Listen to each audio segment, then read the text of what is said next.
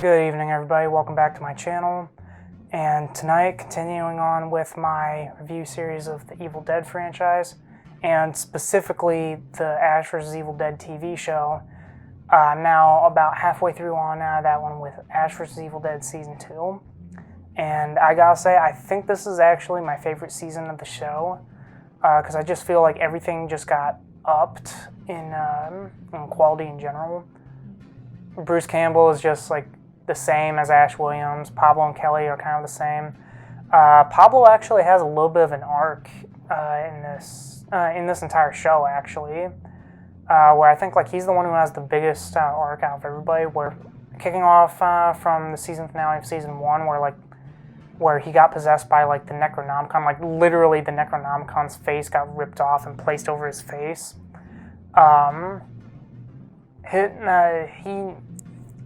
He actually has a little bit of character development where he becomes like a living copy of the book. It's actually kind of interesting, especially when like especially when the team utilizes it later to face off against like the main villain, who's named Ball in this series. And to me, he was just a male version of Ruby. Because like starting off in season 2, after like unleashing demons from hell, like Ruby's spawn, they turned against her and forced Ruby to team up with Ash and Pablo and Kelly. So now like Ash and the gang have to fight off against not only her kids but also Ball, who he doesn't even show up until like the mid-season. It's almost like this season is split into 2 parts, right? Where the first half is about Ash and Kelly and Pablo taking out Ruby's kids, and the second part is where like Ball gets released onto Earth, and they have to find a way to defeat him, right? The action and the horror were actually like pretty good here, especially involving the character of Ball, like how he basically hypnotizes people and then like literally wears their skin as a suit. That part was pretty creepy, but also very cool. The action is great, especially at the end, which kind of segueing into this. This season, honestly, again, with TV shows like Chucky and like even The Mandalorian recently, it feels like season 2 is the season where like they go a little bit more crazy with like the fan service, which is fine. But like, you know how in Chucky season 2, they brought in like a lot more of the original kind of characters. Like, they brought in not only Andy, Nika, Tiffany, but also Glenn and Glenda. And then, like, for The Mandalorian, they brought back characters like Ahsoka and Luke Skywalker. Well, for this season, like, they brought back, again, probably butchering her name, but they brought back Ellen Sandweiss as Cheryl. And like, aside from her voiceover cameo in the 2013 remake film, I think this was her first time like back in the role as Cheryl Williams. And like during the final couple episodes of the season, like Ted Raimi comes back as Henrietta, who he also comes back as a new character named Chet, who was an old friend of Ash Williams. Before he had to leave Elk Grove, I think it is. The story behind that is they actually do give a backstory to like what happened between the events of like the original trilogy and like the TV show, where after Ash left the cabin, everybody in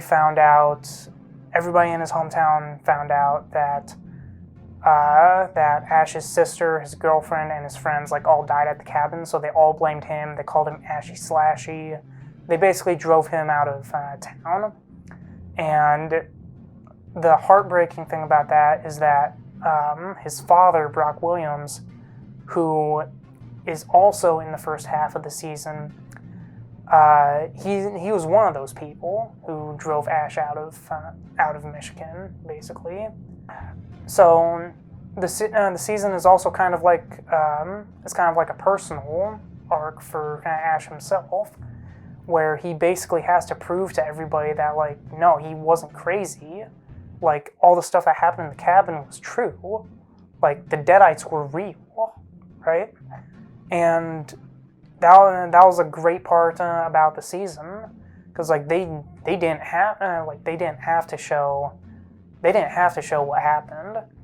Like, I'm pretty sure that like everybody probably assumed, me included, that like at the end of Army of Darkness, like, you know, a Deadite attacks the S-Mart, Ash kills it. You know, that story would be easily believed. But since like Army of Darkness got retconned, most likely people didn't like believe the whole Deadite story even after Ash killed one in the S-Mart.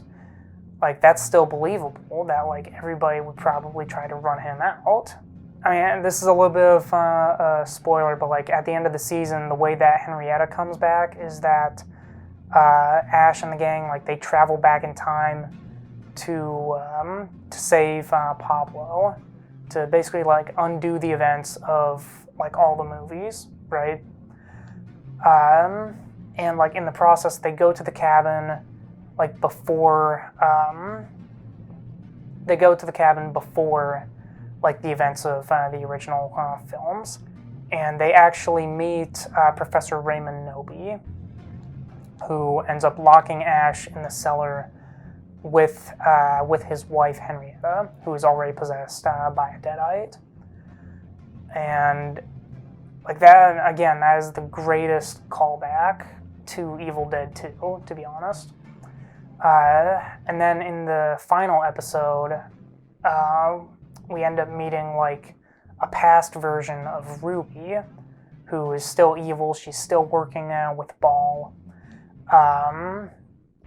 And basically the season finale ends with Ash and Ball like literally just doing like a fist fight, and I know that might sound a little bit cheap, but like one of the most powerful villains in the series basically has to like duke it out with the main character as a way to like level the playing field. And I thought that was kind of neat, the way they ended the series. The way they ended the season, with the main characters just fighting it out to see who takes the win. But I mean, you know, the way it ends is like Ball gets defeated, Ash is celebrated as a hero because everybody finally believes him that the demons were real, right? And the only real drawback I have on this season is that technically ends on a cliffhanger, because while there's that huge parade of Ash being celebrated as a hero, in the background you still see the Ruby from like the past, who's apparently been watching Ash this whole time. And I feel like the series probably could have ended after season 2. Like, don't get me wrong, season 3 is still great. I'll talk about more in my review of that tomorrow. But if it was just 2 seasons, and the same thing can be said about The Mandalorian right now, like maybe eventually I'll do a season review of The Mandalorian, but like right now, like I'm having the same thoughts on that, where like if it just ended with season 2, I probably would have been fine with that. Back to Ash vs. Evil Dead, I feel like if it ended on season 2, I would have been satisfied with how it ended. And you're gonna find out why when I review season 3.